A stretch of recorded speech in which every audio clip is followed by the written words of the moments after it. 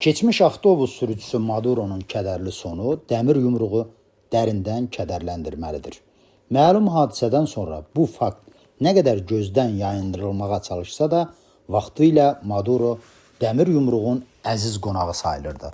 Qoşulmama Hərəkatı adlı əndirbadi qurum Bakıda vaxtaşırı toplaşırdı və onun işində əsas fəallıq bu iki bəyimizin üzərinə düşürdü. Qoşulmama Hərəkatı bizi öz ailəsinə qəbul edib və buna görə sizə minnətdaram. Onlar canı dildən Amerika imperializminə qarşı mübarizə aparırdılar və bu mübarizənin əsl məqsədi yalnız onların özünə məlum idi.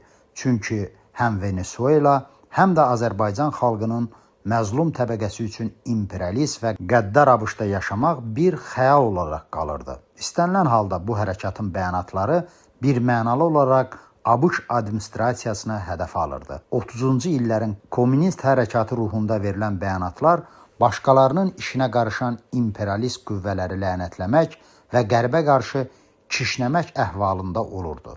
İnsafən ASTV jurnalistləri də bu tədbirləri olduqca yüksək səviyyədə işıqlandırırdılar. Bu qədər dostluqdan, əhd-i vəfadan, bəyanatlardan sonra Maduronu sözdə də olsa müdafiə eləməmək, gəlin etiraf edək ki, ən azı naxələflikdir.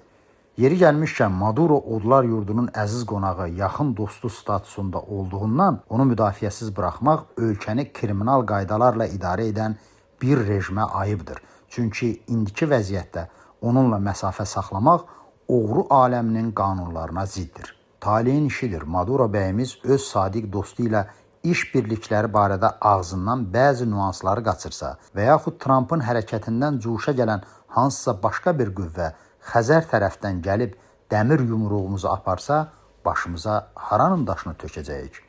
Ümumiyyətlə fikir verirsinizsə, dəmir yumruq məğlub dostlarına qarşı nəinki tamamilə laqeyddir, hətta onların başına gələnlərin mediada işıqlandırılmasına da qısqanclıqla yanaşır. Məsələn, Suriya müxalifəti Hafiz Əsədin sümüklərini narahat edəndə Azərbaycanda bu hadisə qəribə bir sükutla qarşılandı. Sanki belə bir hadisə olmamışdı.